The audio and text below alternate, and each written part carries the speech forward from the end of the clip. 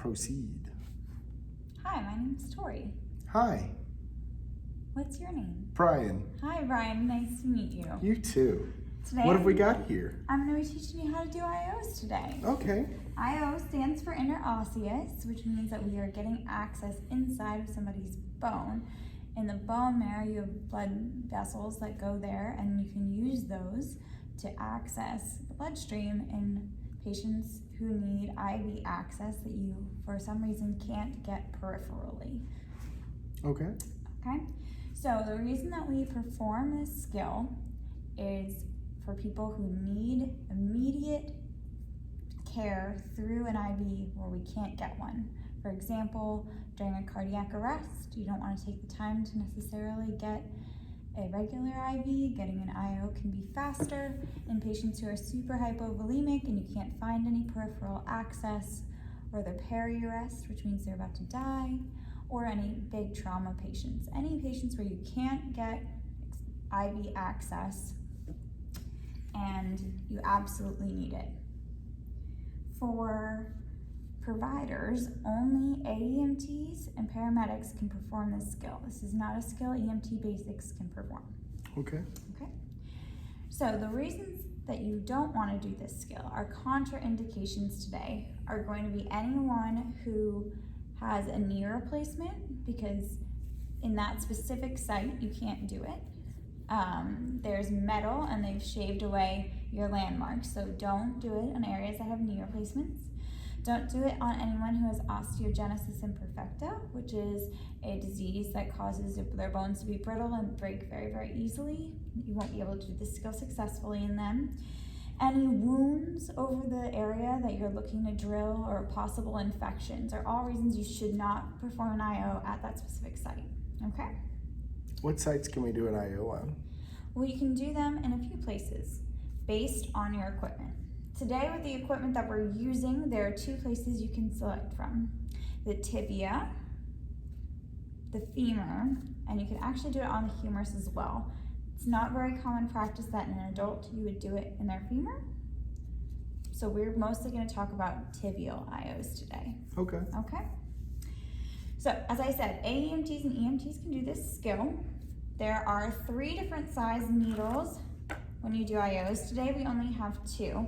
The first size is your 45 millimeter IO. It's yellow. It's the biggest one you have, okay? You always need to use this one if you're doing a humeral head IO. Okay. There's a middle size, which is a blue needle. It's 25 millimeters, and that's gonna be your average size that you use for an adult patient. For example, if you were gonna do an IO on me, that's probably the size you would use. The last size is our pediatric size. This whole thing is a safety container, so I'm gonna be very cautious while opening this to show you. So this is your pink IO. It's only for pediatrics, okay? Okay. Based on your system, you'll have different sizes. So how do you know which size is the right size? Well, obviously I told you this one's for pediatrics, and that we have to use this one for humeral heads. However, if you can see through this casing here, there are striations and little lines on there. Do you see that? Yes, I see those. Okay, they're 5 millimeters apart, and here's the key when choosing to size an IO. When you put the IO into the skin and you get down and you touch the bone, which is the first step, you need to be able to see one of these tick marks for it to be the right size. So if you can't see a tick mark, Does that include the one at the top, or should I go with the one under and below? so as long as you can see one, so this would be good for this size patient. However, I'd be unable to place this all the way to the bone, and there wouldn't be any tick marks left. So this would not be a good size for this patient. Does that make sense? Yes. Okay. The pediatric one back. Okay, now we're going to talk about the different equipment that we have when we're doing this. You need to have your drill, the IO size bit that is appropriate, a flush, and an extension set. Okay, it looks a little bit different than the extension set we use in an IVs. It has a right hand turn right there at 90 degrees. There would be a safety cap here on the end. This is a practice kit, so there is not. This is the same kind of locking system that we have in an IV to pinch off that catheter in case you don't want to give anything through it. However, if you're doing an IO, you really need to be utilizing this. And this is the lower lock tip at the end that will screw on to our flush. Okay. So let's talk about our sites for IOs. So I'm gonna throw my leg up here for a second. The most commonly used site is a tibial IO. Tibia is the front bone on your bottom half of your leg, okay? You're gonna feel for a ridge coming down from your kneecap.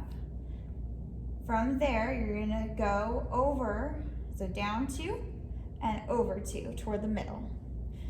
You're gonna feel a flat surface, and that is where you should put your IO site, okay? So I'm not putting a needle on this, but I would go in like this Okay. on my own bone. So Do you go two through down. do you go through the pants? I would not recommend doing that. No, you do not go through their pants. So you just cut it all the way up? Yep. Remember, this patient is in an emergent situation, so if you need to make them trauma naked from the bottom down, that's understandable. Okay. Okay. The other site you can do it is the bottom part of a femur. Put the leg back up here. As well, you usually do this spot in kids with the pediatric IOs. Their femur is going to be a little bit bigger than their tibia is going to be, and that's a better spot to seat it for them. The last site that you use more on adults is their humeral head. So you can put your fingers on your shoulder. Do you feel the notch in the front of your shoulder right here? Yes. Yeah. So you're going to go down 2 finger widths from that. You should still be on that circle. Feel it? So I feel the shoulder notch right here. Okay, now come forward a little more. Yep. And now when you move your arm, do you feel like the fat part? Yep. Yep. That's exactly where you'd go in. Right So now. it's a little, yep, about 2 finger breaths in from that center line off your Okay. shoulder. Can I do it in the sternum?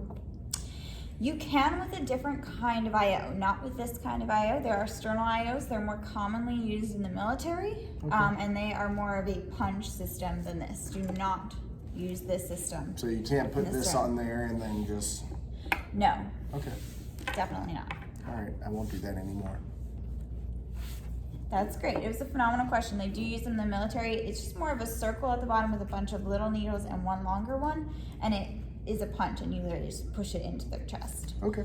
It's actually how I learned about IOs to begin with. So, as we did with our IV, we're gonna get everything ready. We're gonna prep our site for that aseptic technique. So again, using our chlorhexidine pad, we're gonna make the zig circles, really making it rough on the skin, trying to clean it as much as possible. While we let that dry, we're gonna make our extension set. So we're going to use our saline flush, 0.9 sodium chloride solution, Okay. and it expires on your mother's birthday, 2/28/23. Okay. We are now going to take this off, protective cap, and we are going to attach the Lorlock tips together, okay? Okay. And you do that by just twisting. As we did with an IV, we're going to hold the end up and get that air bubble out. This has been pre-primed, so some fluid's gonna come out, but usually the air bubble will come out first and then your fluid, okay? Okay. Notice how there are no bubbles. No bubbles. We do not want to be introducing air into the body system, okay? Okay. From here, we're gonna put that down. Our site should now be prepped. We're going to check our drill. That means it's ready to be used. Some of them have a light. If the light is green, the battery is good. If the light is red, the battery needs to be changed, and contact your shift supervisor for that. Do you have to squeeze it twice to make sure it works? Is one acceptable? Once is acceptable, but you can do it twice if you like. Okay, cool. Okay. It is fun sound. So now you're gonna attach this onto the end, okay? And we're gonna take our protective covering off very carefully. Now, you're going to go in at a 90-degree angle, pushing it down until you feel resistance. This is the bone. So showing you on the outside, This is what I've now pierced through, and I am sitting against this layer, which is that external cortex of the bone. When you're ready, you're going to push in and push the drill at the same time. You'll then feel a change in, and you'll feel like a light little pop. And when you do that, you are now into the bone, exactly where you should be. So you remove the drill, then you are going to unscrew the needle from the catheter. The catheter here, unlike IVs, is metal. Usually IO kits will come with a little red piece that you can then put your sharp in, but a regular sharp container works as well, which is where we're going to be placing it for this demonstration. So remove the needle. Notice the striations aren't on that piece, and that's how you know the catheter is still inside. As you can see, ours is standing up from the skin. That's okay. We just need to pat around it or use the sticker that comes over it that can now go on at this point before you put in your catheter. That works as a big tachoderm, okay?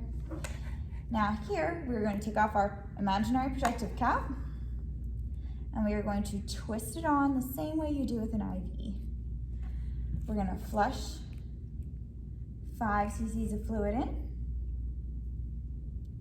and then you can pull back and try to get some potentially bone marrow, which will look yellowish and with some pink.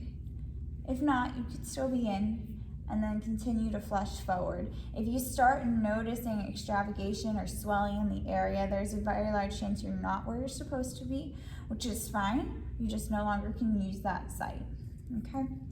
From here, we twist off our normal saline, and this can now be hooked to a bag or whatever else you're going to give. So I'm going to remove this, and it's going to be your turn. Why don't you start to prep your equipment? Okay. Any questions so far? No.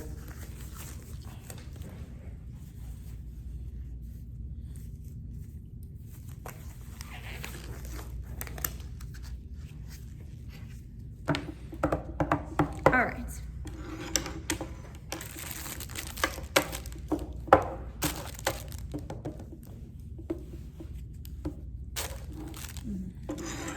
Okay.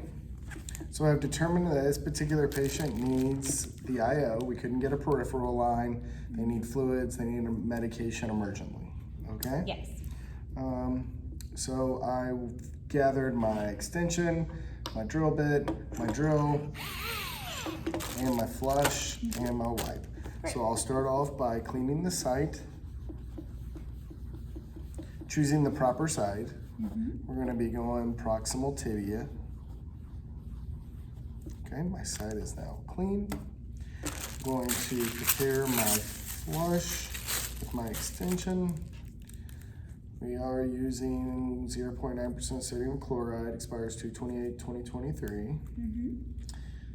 Okay, I'm going to attach it to the lower lock end, and I'm going to keep it vertical so that the air bubble comes out. Perfect. This does have fluid already in the line, so let's just get the air bubble out. Wonderful. Okay, all the air is out. Protective cap would still be on there. All right, I have my drill. I'm gonna make sure our drill works. Take my drill bit, place it on the end. Yeah. Remove the protective cover. Yes. Go to the proper site. Going to take it, push through the flesh until I hit a hard surface where the bone is. And then I just squeeze and push at the same time. Ooh, felt that one go through. Yeah. Remove my drill. Wonderful. Remove the bit, leaving the needle, leaving the catheter. Pull that out, stick that in a sharps container.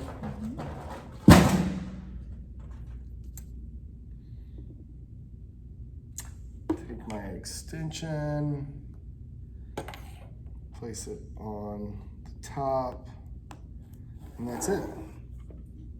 You actually need to make sure that you flush it and that it works. So go ahead and put some Flush the fluids fluid in. in, that's Yeah. right, that's right. Okay. Yeah. So how much fluid do I want to flush? At least 5 to 10. All All right, I pushed in 5. And You I can can draw draw back and see yeah. some Bone. bone marrow. Look at that, perfect. All right, bone marrow. Push the marrow back in. Push the rest of the 10 mils in. All right. Wonderful. And then disconnect my lock. And if I have a stabilizing Tegaderm, I can use that, or I can just put 2 3-inch clings on the side and then wrap it up and use that to stabilize it. Is it absolutely necessary to stabilize it, or is this thing stuck in there pretty good? It's stuck in there pretty good if it's all the way to the skin, the hub part. If the hub's all the However, way if to the there's skin. that gap, I would definitely stabilize Okay. it. Okay? All right. I You would did wonderfully. Awesome. Thank you. Any other questions? Am I supposed to lock this every time, or can I just leave it like this as long as nothing's coming out? As long as nothing's coming out, you're good to leave it like that. Okay, thank you. Yep.